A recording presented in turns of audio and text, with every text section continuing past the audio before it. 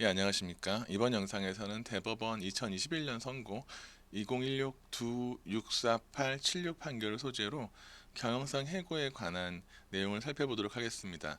이 판결은 쟁점이 크게 경영상 해고이지만 내용은 두 개로 나뉘어요. 이제 우리가 일반적으로 해고를 유형을 분류할 때 통상해고, 징계해고, 경영상 해고라고 3분하는 것이 일반적인 이해인 건데, 이제 경영상 해고와 좀 유사하면서 접근이 다른 게 이제 강학상으로 폐업 해고, 청산 해고라고 불리우는 것이 있어요. 그 사업을 완전히 폐지할 경우에는 경영상 해고가 아니라 통상 해고라고 이해하는 방식이 우리 판례 입장인 건데, 그 맥락은 경영상 해고라는 것은 긴박한 경영상의 필요성이 있을 경우에 기업을 계속 경영한다는 걸 전제로 해서 기업을 계속 경영함을 전제로 일부의 근로자들을 선정해서 해고시키는 것을 경영상 해고라고 우리는 관념하고 있고, 반면에 이제 폐업 같은 경우에는 방금 말한 기업을 계속한다라는 전제가 존재하지 않잖아요. 그럴 경우에는 우리 판례는 이제 통상해고의 하나의 유형으로 인정을 해요. 그래서 근로기준법 24조에 요구되는 경영상 해고의 요건 갖추는 것, 그런 방식이 아니라 그냥 회사를 청산한다라는 이유, 폐업한다라는 이유 자체가 정당한 해고의 사유라고 인정되는 경우가 있거든요. 근데 문제는 이 사안 같은 경우에는, 그러니까 하나의 법인격이, 하나의 기업이 하나의 사업만 영위하는 것이 아니라, 한국 같은 경우에는 하나의 기업이 수개의 사업 부문이라는 말을 많이 쓰는데 복수의 사업 부문을 영위하는 경우가 있죠. 그런 경우에 그 복수의 사업 부문 중에 하나를 폐업할 경우에, 예컨대 이제 전자사업 부분이랑 뭐 건설사업 부분이 있을 때 건설사업 부분을 폐업한다라고 했을 때, 이것이 이제 아까 언급한 폐업 해고, 즉 통상 해고의 하나로 해당될 수 있는지, 아니면 경영상 해고로서 경영상 해고의 제반 요건을 충족해야 하는지라는 것이 첫 번째 문턱에 되는 문제인 것이고, 만약에 이것이 이제 폐업 해고가 아니라 경영상 해고 방식으로 정당성을 근거 지어야 되는 해고라면은, 과연 경영상 해고의 요건은 무엇이고 그것들을 어떠한 방식으로 판단할 것인가에 관한 부분이 이 두 가지로 내용이 되어 있어요. 하나의 사건이지만 이제 쟁점은 크게 두 가지가 있다. 들어가 보도록 할게요. 배경 지식 쟁점. 일부 사업 부분의 폐지, 언급한 바와 같이 복수의 사업을 영위하는 사업이 하나의 사업 부분을 폐지할 경우에 그것이 통상해고, 흔히 청산해고, 폐업해고라는 방식으로 불리우는 통상해고로 정당화되기 위한 요건은 무엇인가 뒤에 살펴보겠습니다만, 그 사업의 독립성, 각각의 사업이 서로 독립하고 있는지에 관한 부분이 될 거예요. 두 번째는, 만약에 그 독립성이 없다고 한다면 그 사업 부분의 폐지라는 것은 사업의 폐지, 하나 통상해고의 전제가 되는 사업의 폐지가 아니라 경영상해고의 요건 중에 하나인 긴박한 경영상의 필요성이 있는지로 가야 되는 거죠. 그거는 보통 이제 사업의 일부 부분의 폐지는 이제 사업의 축소, 여러분들이 생산 라인을 4개 갖고 있는 회사가 생산 라인은 2개를 줄이는 것, 그냥 질적으로 차이가 없는 거죠.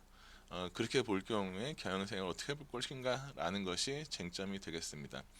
판결의 맥락을 보면 방금 한 이야기가 다시 나올 텐데, 사업의 일부 폐지의 법적 취급, 기업이 경영상 이유로 일부 사업 부분을 폐지하면서 해당 부분의 근로자를 해고하는 경우, 사업 일부 폐지가 전체 폐업과 같은 통상해고로 정당화될 수 있는가, 아니면 이런 경우에도 근기법 24조에 따른 경영상 해고 요건을 충족해야 하는가라는 문제가 되고, 이제 우리는 일부 사업 부분의 폐지는 원칙적으로 사업의 축소인 거예요. 원칙적으로 사업의 축소이고, 경영상 해고 요건을 충족해야 정당성 인정된다.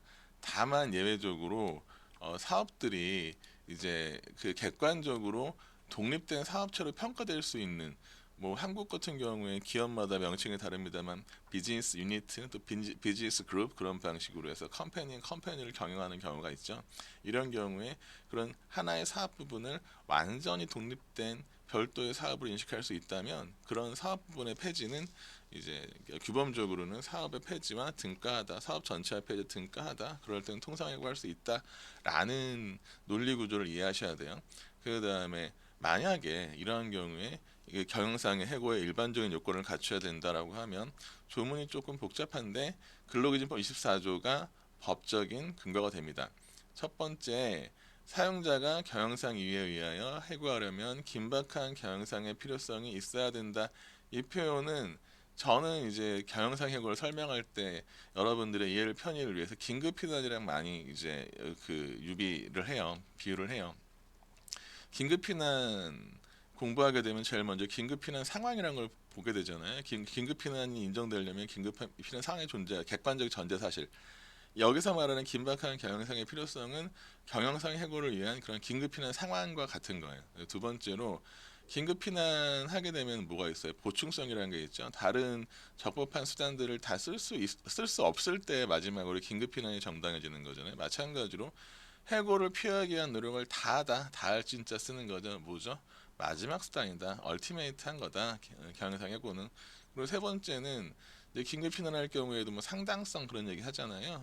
마찬가지로 경영상 해고에 있어서도 예컨대 100명의 근로자 중에서 한 50명을 해고해야 돼요. 그러면 이 50명을 어떻게 실렉트 골라야 되는지가 문제가 되잖아요. 이럴 경우에 우리 법이 요구하는 거는 사람들은 심플하게 공정한 해고 기준이라고 말하지만 이걸 이제 쪼개 보면은 두 가지 단계가 있어요. 합리적이고 공정한 해고 기준을 정한다라는 얘기는 일반적인 수준인 거죠. 기준을 먼저 정해야 된다. 그 기준 자체가 합리 공정해야 된다. 두 번째는 그 대상자를 선정한다라는 표현은 여기선 숨어 있지만 뭐죠? 이렇게 정한 기준을 공정하게 적용해야 된다라는 거죠. 외견상 기준 자체가 합리적이고 공정하지만 그것을 적용하면서 이제 개별적인 적용 과정에서 공정하지 않다 그러면 그런 해고자 대상자 선정도 공정할 수가 없다. 두 개를 묶어서 같이 기억해야 돼 항상. 그리고 세 번째는 이제 절차적인 정당성이 필요하죠. 우리가 이제 일반적인 해고는 30일 전에 통지해야 되고 그것이 이루어지지 않으면은 뭐 통상임금 31분을 지급해야 된다라는 거와 별도로 24조에 따른 경영상 해고를 위해서는 우리가 익히 알고 있는 이제 근로자 대표 개념이 여기 처음 등장하는 거예요. 근로자 과반수가 있을 때는 해당 노동조합, 없을 때에는 근로자 과반수를 대표하는 자에게 50일 전까지 통보하고 성실하게 협의해야 된다라는 절차적인 요건을 갖춰야 돼. 이게 그냥 흔히 이렇게 해서 경영상 해고의 4요건이라고 불리우죠. 긴박한 경영상의 필요성, 해고의 필요를 다할 것, 뭐 공정한 해고 기준, 근로자 대표와의 협의. 여기 1, 2, 3항의 규정에 따른 요건을 갖춘다. 그러면 23조 1항에 따른 정당한 이유가 해고한 것으로 본다. 이것이 효과가 되는 거죠. 방금 말씀드린 것처럼 법문 자체에서 이제 24조 1항, 2항, 3항에 규정된 요건들을 갖출 때 정당한 해고가 있는 것으로 간주가 된다라는 것이 법의 조문 구조예요. 넘어갈게요. 이제 다시 한번 정리를 하면은 일부 사업 부분의 폐지 해고의 정당성 부분은 일부 사업 부분의 폐지가 통상 해고로 정당화될 수 있는지, 일부 사업 부분의 축소가 전체 폐업과 동일시될 수 있는 특별한 사정이 있는지 등을 문제 삼아야 되는데 언급한 것과 같이 복수의 사업 부분이 서로 독립해야 된다. 이걸 세 가지를 나눠봐요. 첫 번째는 인적 물적 조직의 독립성, 인적 물적 조직, 그러니까 영업 조직이 기업 조직이 독립해야 된다는 거고, 두 번째는 재무 회계가 독립해야 된다는 거고, 세 번째가 전환 배치의 가능성을 본다라는 거는 이제 두 개의 사업 부분, 복수의 사업 부분이 업무의 성질이 전혀 달라서 배치 전환을 상호 할 수 없는 정도에 이르는지까지들을 파악해야 되고, 이 경우에 증명 책임은 사용자가 부담합니다. 이러한 사실에 한편 이제 경영상 해고 요건이라는 것은 긴박한 경영상의 필요성 요건은 이제 흔히 97년에 우여곡절 끝에 경영상 해고 조항이 근로기준법의 명문으로 들어왔습니다. 비교하자면 일본 같은 경우에는 그 나라 표현으로 정리해고라는 것은 법전에 존재하지 않아요. 그래서 일본의 논의를 보면은 정리해고는 그냥 통상해고의 하나의 아분류로 봐요. 근데 한국은 그렇지 않고 경영상 해고라는 이제 판례 법리로 판례 수준으로 유지가 되는 게 일본이라면 한국은 그 이전에도 정리해고라는 판결이 없진 않았지만 97년에 명문으로 경영상해고를 갖고 들어오면서 이제 별도의 요건을 갖추었는데 이제 첫 번째 요건이었던 긴박한 경영상의 필요성 가지고 처음부터 논란이 있었죠. 처음에 이 제도가 들어왔을 때 이제 연구자들은 일부 학설들은 보통들 이것은 정말 도산을 목적에 둔 경우, 내일 모레 망할 것처럼 정말로 해고가 도산을 목적에 둘 때만 가능하다라는 이해를 한 적이 있어요. 이거는 아까 언급한 것처럼 경영상 해고를 긴급 피난이라고 관념하면은 그렇게 접근하는 편이 합리적이죠. 정말 긴급해야 되니까. 하지만 이제 여러 가지 사정, 뭐 법이라는 것이 꼭 규범 논리만 갖고 되는 게 아니라 97년에 이 제도가 들어온 다음에 이제 IMF가 막바로 터져버리잖아요. 그러니까 한국에서는 구조조정의 상태화라는 것이 이제 인식되었고, 이제 경영상해고를 조금 넓게 인정하는 판례 법리들이 만들어져요. 그러면서 이제 인원 감축의 객관적 합리성이 있으면 긴박한 경영상의 필요성이 인정된다라는 방식으로 이제 판례가 형성이 되죠. 다음으로 하나 또 중요한 것은 이제 아까 이제 이건 지금 우리 판결과 중요한 거예요. 법인 전체의 경영 사정을 기준으로 한다는 얘기는 근데 A라는 사업 부분, B라는 사업 부분이 있을 때 A라는 사업 부분은 굉장히 그 업황이 좋아요. 전망도 좋고 근로자도 많이 필요해요. B라는 사업 부분은 레드 오션이야. 그럴 경우에 긴박한 경영상의 필요성은 개별 사업을 기준으로 할까요? 아니면 전체 하나의 법인 단위로 봐야 될까요? 판례는 원칙적으로 법인 단위로 보아야 된다라고 이야기를 하죠. 이런 판단 때문에 일부 사업 부분의 폐지가 사업의 축소라고 관념되는 근거가 되는 거예요. 다만 아까 언급한 것처럼 위에서 본 것처럼 각각의 사업이 별도의 사업으로 인식될 수 있을 정도의 상호 독립성이 존재한다면 이럴 경우엔 전체 법인이 아니라 개별 사업 부분별로 경영상 필요성을 평가할 수 있다라는 거고, 다음으로 해고 회피 노력. 여러분들 당장 듣기만 해도 이거 되게 모호하죠. 일반적인 규정이죠. 유동적인 거잖아요. 그래서 해고 회피 노력이라는 것은 먼저 방법과 정도는 기업이 겪고 있는 경영상 위기가 어떤 수준인 건지, 사업이 규모가 얼마인 건지, 인원의 상황이 어떠한지들을 개별적으로 고려하되 구체적으로 신규 채용을 중단해야겠죠. 사람 뽑으면서 해고하는 거 아닌 거잖아. 그 다음에 전환 배치를 해봐야 되겠죠. 희망퇴직 같은 걸 하는 것. 여기에 대해 희망퇴직이 해고 회피 노력에 들어가는지에 대해서는 반론도 존재합니다만 우리 판례 희망퇴직도 고려해요. 휴직, 특히 무급 휴직 같은 걸 활용하고 있는지, 작업 방식을 합리화하는지 등등등 재반 사정을 다 고려해서 이런 것들을 하고 있는지라는 걸 평가해야 된다라는 거고, 한편 이런 그 해고 회피 노력을 다 했는가라는 평가 부분은 사용자가 증명 책임을 지게 되죠. 다음으로 합리적 공정한 해고 기준 요건, 이거 마찬가지로 조금 유동적이고 일반적인 표현입니다만 이제 제일 먼저 이제 우리가 오늘 볼 판례, 이 영상에서 볼 판례에서 첫 번째 단계는 뭐냐면 단체 협약이나 취업 규칙에 이제 이 대상자 선정에 대한 기준이 있으면 특별한 사정이 없으면 준수해야 된다라는 거죠. 한국에서는 그런 표현 많이 안 쓰는데 미국 같은 경우에는 물론 미국에서는 리던던시라는 걸 해고 방식이 아니라 레이오프라 그래 무급휴직을 많이 사용하는데 그 시니어리티라든가 하는 말을 써요. 그래서 이제 선임권 같은 거에서 이제 근로자들한테 어떤 크레딧을 부여하고 순서를 미리 정해주는 경우가 많아요. 일본 단체 협약에 그런 얘기가 들어가고, 아마 이제 다음 영상쯤에서 볼 우선 재고용 같은 경우에도 누구를 먼저 그 리콜 할 것인지, 다시 채용할 것인지, 업무를 줄 것인지도 그 시니어리티 순서에 따라 지금 순서가 정해져 있는 경우가 많은데 한국은 그렇지가 않거든요, 보통. 하지만 한국에서도 취업규칙이나 단체협약에 유효한 취업규칙 단체협약에 경영상 해고 시 어떠한 방식으로 해고 대상자를 선정할 건지라는 것이 이제 규정되어 있다면 특별한 사정이 없는 한, 즉 그러한 순서가 부당하지 않은 한 그 순서대로 해고 대상자를 지정 선정하면 된다라는 것이고, 만약에 그런 사정이 없다면 이제 두 가지를 고려해야 되는 거예요. 사용자 측의 이익도 물론 고려해야 되죠. 왜냐하면 경영상 해고 자체가 사용자의 경영상 이익 때문에 하는 것이니까. 하지만 경영상 해고는 약간 거시적으로 보면은 어, 그 귀책 사유가 없는 근로자를 회사로부터 축출하는 과정인 거잖아요. 그러니까 당연히 근로자의 사정을 충실히 반영이 돼야 되겠죠. 그러니까 이 두 가지를 종합적으로 고려해야 될 것이고, 특히나 이제 한국에서는 그렇게 논증을 잘 안 하는데 뭐 독일이나 그런 쪽에서 어떤 얘기를 하냐면 해고라는 것은 결국 기업에서 발생하는 어떤 과원에 대한 문제를 사회로 돌리는 거거든요. 여러분들 근로자가 해고가 돼요. 경영상 해고가 돼요. 그러면 그냥 있는 게 아니라 그 뭐 실업급여를 수급해야 되잖아요. 그리고 실업급여 수급 기간이 끝나고 나게 된다 그러면은 뭐 이제 뭐 독일 같은 경우에는 뭐 이제 그 수당 방식으로 지원이 되고, 한국도 여러 가지 사회보장적인 뭐 보호가 예정이 돼 있겠죠.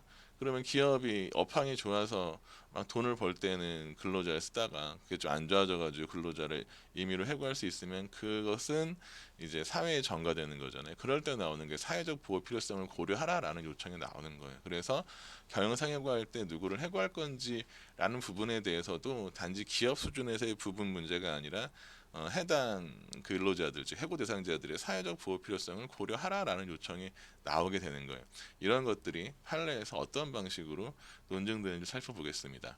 판례 요지 넘어가시면 사업의 일부 폐지와 통상해고, 사업의 일부 폐지의 효가 먼저 보시면, 이거는 경영상 해고 문제가 아니라 복수의 사업이 있을 경우에 하나의 사업을 폐지하는 게 어떤 효과가 있는가라는 얘기죠. 그 전제로서 여기서 우리는 그 폐업 해고의 개념도 다음 패러그래프에서 보게 될 거예요. 먼저 어떤 기업이 경영상 이유로 복수의 부문으로 나누어 경영하다가 일부를 폐지했다 하더라도 원칙적으로 사업 축소에 해당할 뿐이다. 전체 폐지가 아니기 때문에 이 경우에도 근로기준법 24조의 경영상 해고의 요건을 충족해야 된다. 원칙론. 한편 이건 이제 설명으로, 사용자가 사업을 폐업하는 것, 이것이 흔히 말하는 경영의 자유, 영업의 자유의 하나의 내용. 우리가 헌법상 직업 선택의 자유에서 파생되는 영업의 자유라는 것을 공부할 때 그러죠. 이제 그 자본주의 경제 체제에서 사인이 자신 스스로 사업을 개시하고 영위하고 나아가 그것을 폐지, 중단하는 것은 해당인의 자유다라는 말을 많이 하죠. 그 영업의 자유인 거잖아요. 그래서 사업의 폐업은 기본적으로 사업의 주체의 자유에 속해요. 영업의 자유죠. 따라서 이런 경우에, 이런 사업을 폐업할 경우에 위장 폐업이 아닌 한 원칙적으로 기업 경영의 자유에 속하는 것은 유효하다라는 것이 판례 입장이고, 이제 이때 폐업은 이제 유효한 폐업에 따라 근로자 사이 근로관계도 종료된다라고 보고 있는데, 이 위장 폐업이라는 말을 간단히만 설명을 드리면 진정하게 폐업을 하는 게 아니죠. A라는 사업을 하는 사람이 A 사업의 근로자들이 노조를 만드니까, 왜 너희가 노조를 만들었어? 사업 접을 거야 하고 폐업하고, 뭐 같은 자리에서 명칭을 바꿔서 A 다시라는 새로운 업체를 시작을 해요.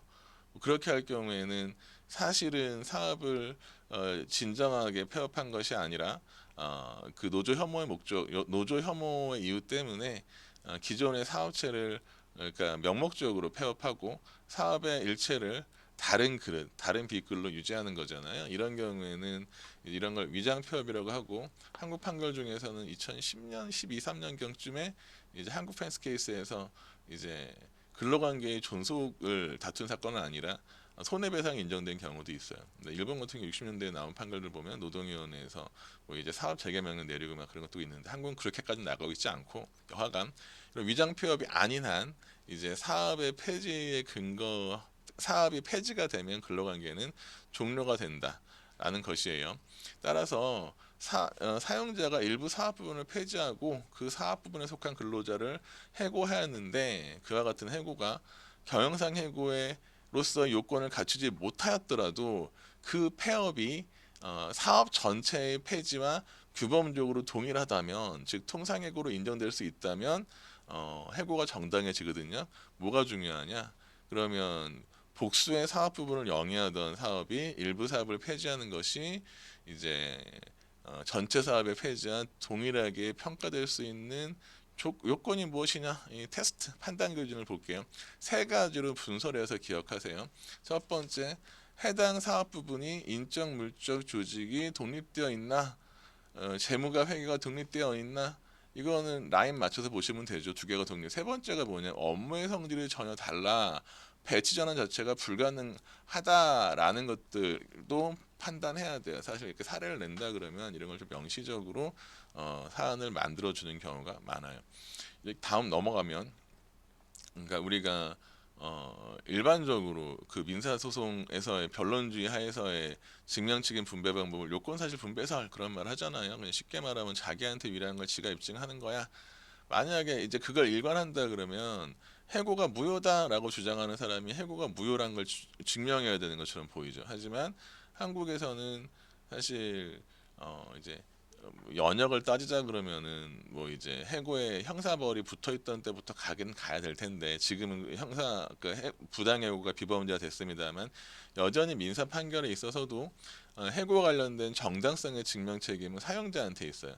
우리 해고 이 경영상 해고도 마찬가지로 이제 사용자가 경영상 해고를 했을 경우에 경영상 해고나 또는 통상 해고나 그런 해고의 정당성은 기본적으로 사용자한테 있다라는 토대 위에서 본다 그러면은 방금 살펴본 것처럼 사업 부분의 일부 폐지를 이유로 한 해고가 통상 해고로 정당하다라는 점에 대한 정당성도 사용자가 증명해야 된다. 어려운 얘기 아니에요.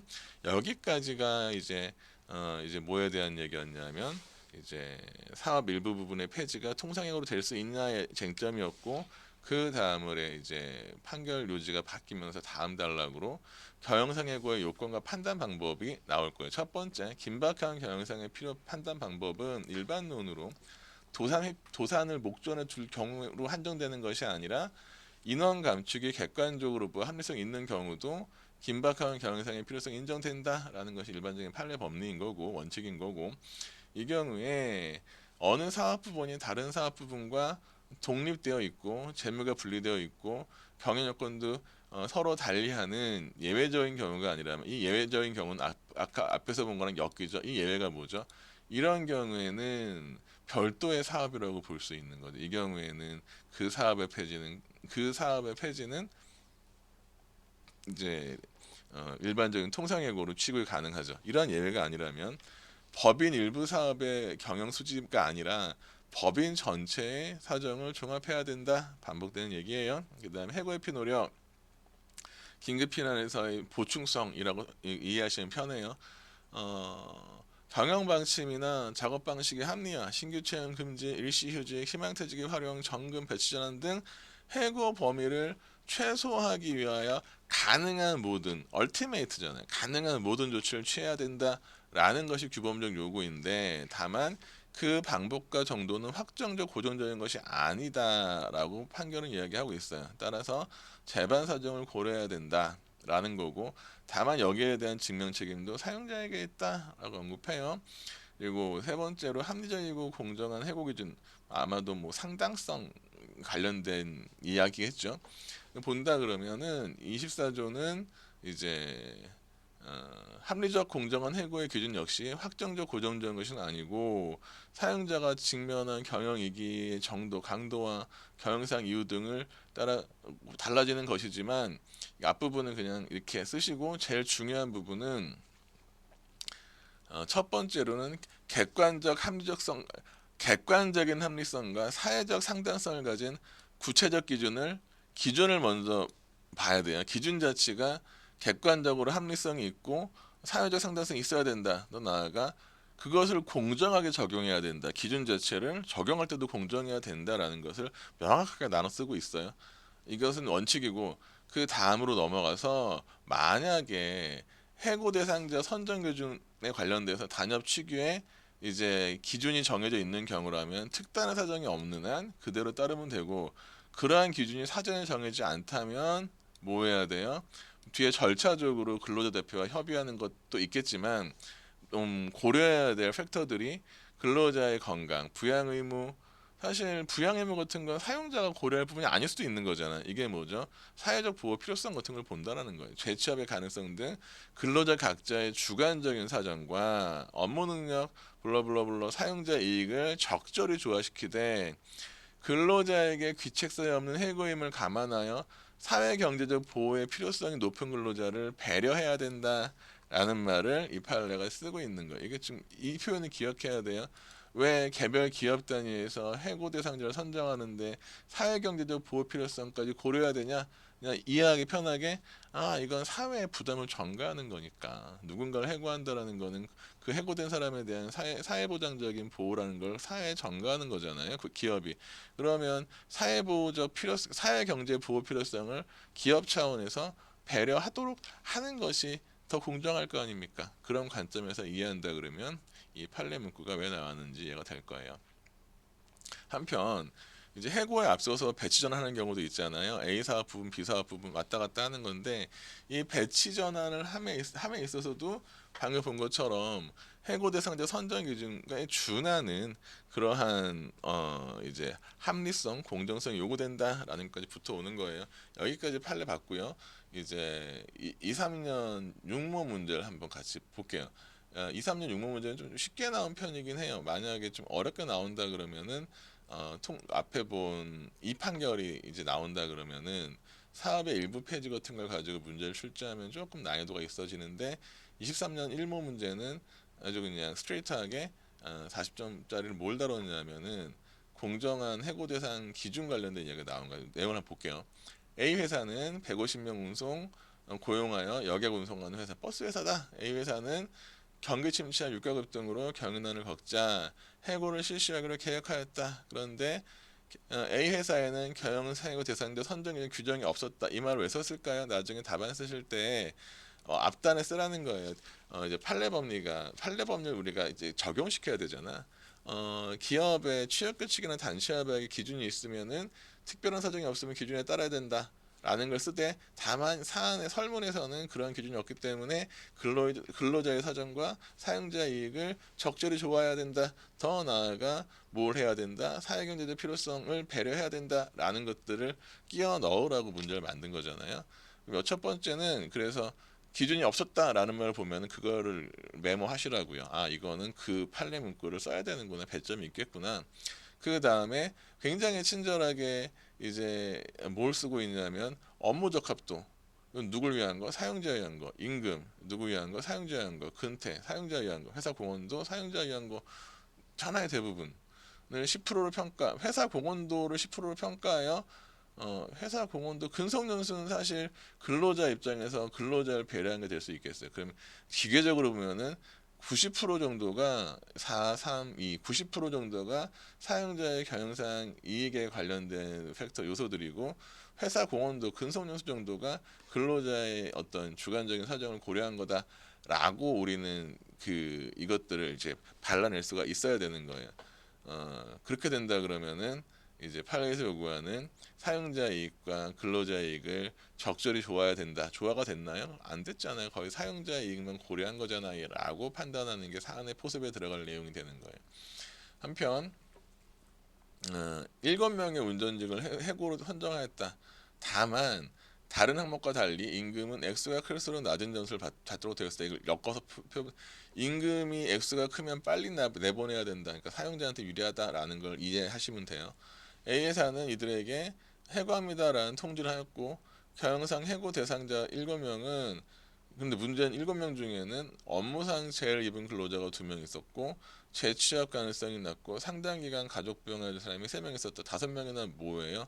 앞에서 본 표현으로 사회적 경제적 보호 필요성을 전혀 고려하지 않은 거죠.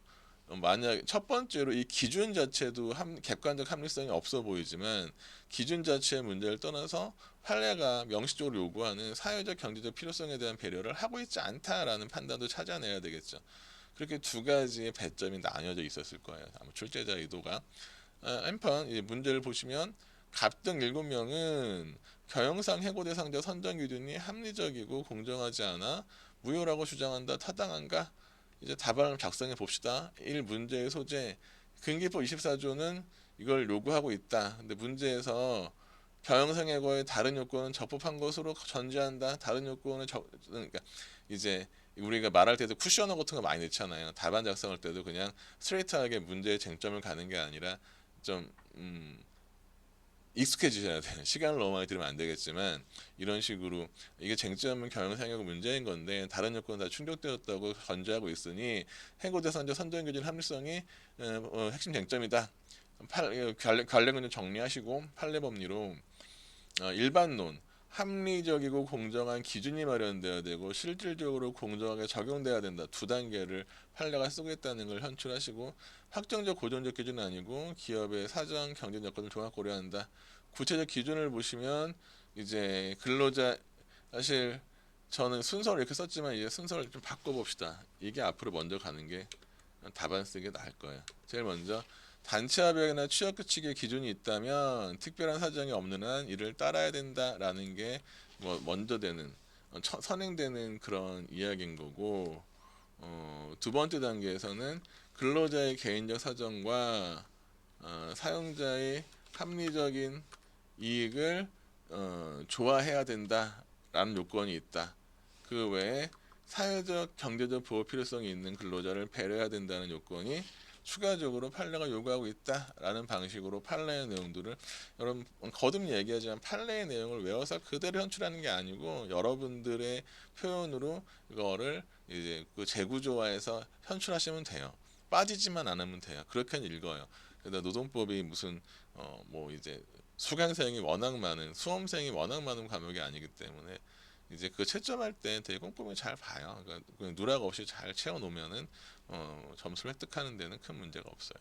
사안의 포섭 첫 번째 취업 규칙이 존재하는가 존재하지 않는다. 두 번째 이제 근로자의 주관적 사정과 사용자의 이익을 조화했는가. A 회사의 선정 항목은 업무적 합도, 임금, 근태 20, 공헌도 10인데 임금 항목은 임금이 클수록 낮은 점수라는 거 뭐예요? 그러면 임금 많은 사람들 먼저 내보내겠다라는 거잖아요. 결국 이것은 사용자의 인건비 절감 목적이라는 걸 반영한 거지만 근로자의 생활보장 측면은 전혀 고려하지 않은 불합리한 기준이다라고 저는 생각을 해요. 여기서 아까 말한 대로 이 두 이익을 그 적절히 조화하지 못했다라고 표현을 하든 뭘로 하든 이 기준 자체가 문제가 있다라고 판단을 하실 필요가 있고 두 번째는 특별히 여기서 이제 설문에서 문단을 쪼개가지고 이만큼 따로 썼잖아. 이건 이만큼 배점이 있다라는 얘기예요. 선생님들 굉장히 출제자는 담백해요.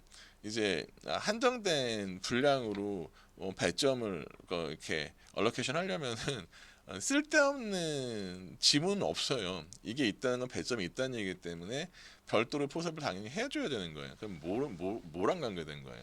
판례 법리에 나오는 사회적 경제적 보호 필요성이 근로자에 대한 배려.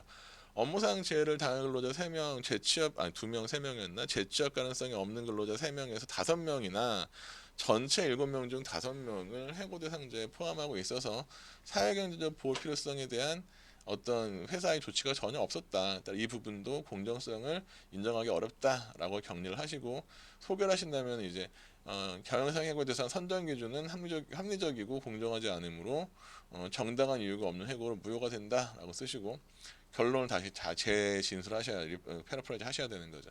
A 회사의 해고 대상자 선정 기준은 임금 수준을 불리하게 평가한 점, 사회경제적 보호 필요성이 큰 근로자를 배려하지 않은 점에서 합리성과 공정성을 갖추지 못하였고 따라서 근기법 24조 요건을 충족하지 못하므로 갑 등의 주장은 타당하고 해고는 무효이다라는 방식으로 답안을 내면 되고 이 정도 수준의 문제가 보통 변시에 나오는 수준이에요. 사실은 변시가 아주 어렵게 내지는 않기 때문에 이렇게 익숙해지면 될 것 같아요. 예, 수고하셨습니다.